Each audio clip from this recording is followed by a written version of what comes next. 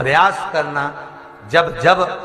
जिस जिस महीने में जो जो प्रदोष पड़ा करे, जब प्रदोष पड़े बन सके 1 बेलपत्र, बन सके 5 बेलपत्र, शमी पत्र, हरे मूंग, हरा मूंग, बेलपत्र, एक कलश के अंदर थोड़ा सा पानी लेकर 1 बेलपत्र, हरा मूंग, शमी पत्र डालकर और उसमें थोड़ा सा गुड़ डालकर भगवान शिव का स्मरण कर कर प्रदोष काल में, मान लो कोई काम आपका बहुत जरूरी है, बहुत दिनों से अब थक गए हैं, नहीं हो रहा, कर्जा बढ़ रहा है, धन नहीं आ रहा, व्यापार नहीं चढ़ रहा, या कोई समस्या बहुत प्रबल है, कोई एग्जाम में बैठ रहे हो नहीं हो रहा, परीक्षा भी दे दी है, रिजल्ट आने ही वाला है, तो भी प्रदोष काल में, प्रदोष के समय वो जल, मूंग, शमी पत्र और बेलपत्र और गुड़ का शंकर के शिवलिंग को समर्पित करना प्रारंभ कर दो। 2 या 3 प्रदोष करोगे, बाबा आपकी मनोकामना शीघ्र पूर्ण कर देगा। 2 या 3 करोगे, बाबा करे। गुरुवार की प्रदोष पड़ती है तो शिव गंगा के स्थल पर निवास करते हैं। गुरुवार की प्रदोष शत्रुओं का नाश करती है। ऐसी प्रदोषों का नियम वर्णन किया, फिर लिखा शिव महापुराण में, बड़ा सुंदर लिखा विद्या जी ने। मान लो आप प्रदोष का व्रत नहीं कर सकते,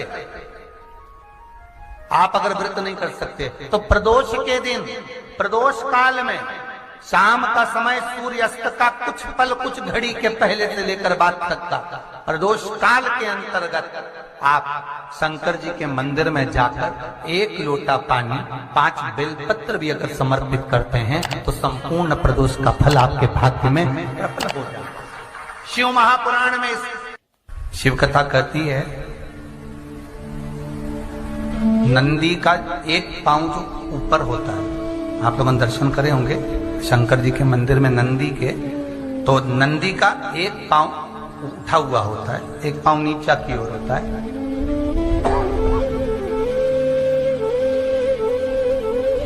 शिव पुराण की कथा कहती है, मान लो कोई हड्डी से जुड़ा हुआ रोग, नेत्रों से जुड़ा हुआ, मस्तिष्क से जुड़ा हुआ कोई रोग रहता है, तो एक नीले कलर का फूल आता है महाराज, उस फूल में हल्दी डालकर गुरुवार का प्रदोष पड़ने पर जो नंदी के पांव के पास समर्पित कर देता है महाराज, उसका रोग धीरे धीरे समाप्त होने लगता है। लिंग पुराण कहती है कि नंदीश्वर भगवान के सामने जो पुष्प समर्पित करा जाता है उसको, ये तो लिखा था स्कंद पुराण और शिव पुराण, लिंग पुराण कहती है जो फूल आपने समर्पित करा उसको लाकर पानी की बाल्टी में डालकर आप स्नान भी कर सकते हो, उससे भी हड्डी के जितने रोग होते हैं उसमें आराम लगने लगता है। जैसे कहीं शरीर नहीं चल रहा, हाथ झुन्न पड़ रहा है, हाथ काम नहीं कर रहा, हाथ में झुनझुनी आ रही है, कंपन आ रहा है, उसमें भी ये प्रयोग पर होना चाहिए बृहस्पतिवार की प्रदोष। कौन से वार की? बृहस्पतिवार, गुरुवार की प्रदोष। प्रदोष के दिन यदि आपको कहीं से शमी पत्र मिल जाए, प्रदोष के दिन यदि कहीं से आपको शमी पत्र मिल जाए और प्रदोष काल में, प्रदोष का जो समय होता है, शाम का जो समय होता है प्रदोष काल, और उस शमी पत्र को उठाकर रात्रि को 9:15 की जो एक मुहूर्त होता है, एक समय होता है जिस समय पर हम अपने मन की बात भगवान शंकर को कहते हैं, पूर्व में भी इसका वर्णन हम कर चुके हैं कथाओं में। उस 9:15 पर वो शमी पत्र को उठाकर एक कागज में, एक कटोरी में उसको रखते थे। 4 या 5 प्रदोष के उस शमी पत्र को अपने पास में रखिए और जिस कार्य के लिए जा रहे हो उसको जेब में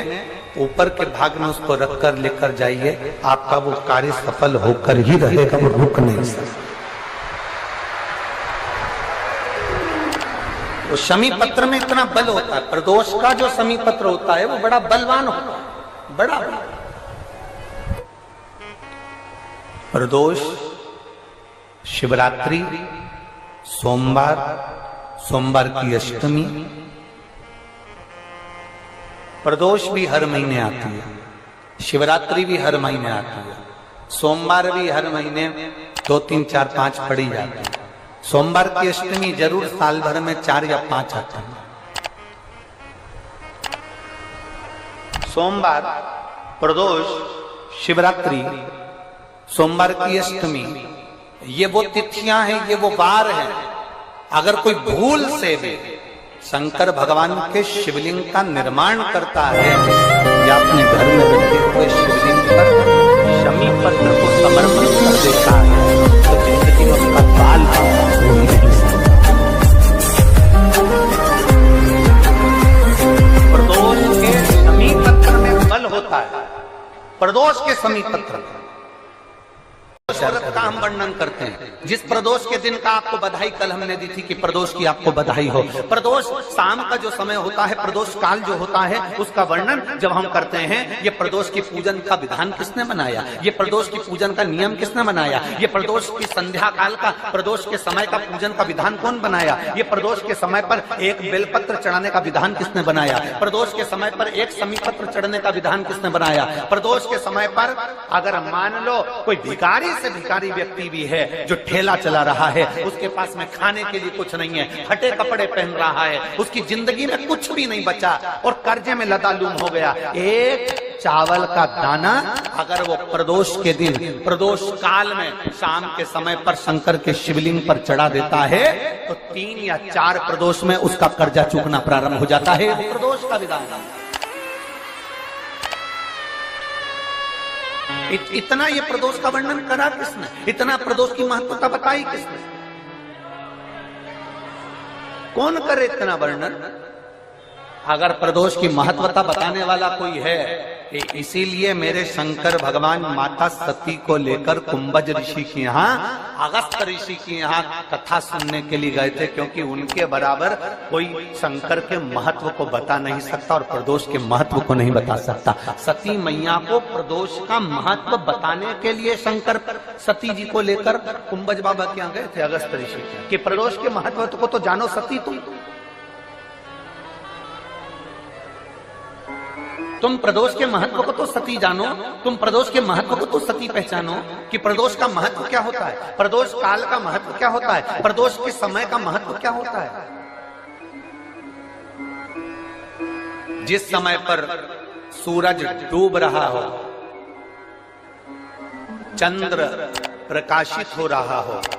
दोनों का मेल हो रहा हो, ना तो पूरा सूरज डूबा है, ना पूरा चंद्र आया है, ना पूरा अंधेरा है, ना पूरा उजाला है, उस समय को प्रदोष काल कहा गया, उस समय को प्रदोष का समय कहा, प्रदोष काल कहा। अब कई लोग हमसे कहते हैं, गुरुजी आप हमको प्रदोष का समय बताया करो कि प्रदोष काल किसको कहते हैं, प्रदोष का समय किसको कहते हैं। अब एक बात हम आप सबसे कहना चाहते हैं, जितने लोग आस्था चैनल पर सुन रहे हैं, जितने फेसबुक यूट्यूब पर सुन रहे हैं और जितने रेवाड़ी की पवित्र धरा पर कथा को सुन रहे हैं, आप सबसे एक बात कहना चाहेंगे, अगर हम समय देखकर बताएं आपको कि शाम को 6 बजे, 6:30 बजे, 6:30 पे लेकर 7:30 के बीच में ये समय है, या 5:30 से लेकर 6:30 तक का ये समय है, या हम तुमको बोल दें कि इतनी बजे ये समय प्रदोष काल का रहेगा या इतनी बजे ये समय रहेगा, तो देखिए कभी कभी ठंड का समय आता है तो दिन जल्दी ढल जाता है, कभी कभी गर्मी का समय रहता है तो दिन बहुत लेट ढलता है।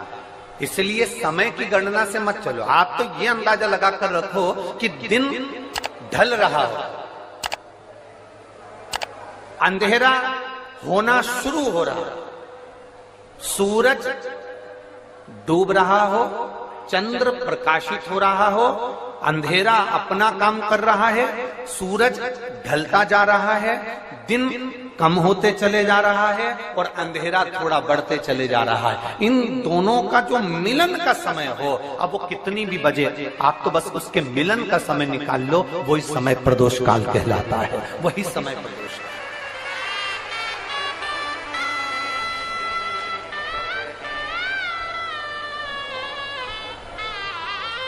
अब प्रदोष काल की पूजन का विधान किसने बनाया? कोई आपसे पूछे तो क्या बताओगे? जम के बोलो जल्दी से, कौन ने बताया था? अगस्त ऋषि।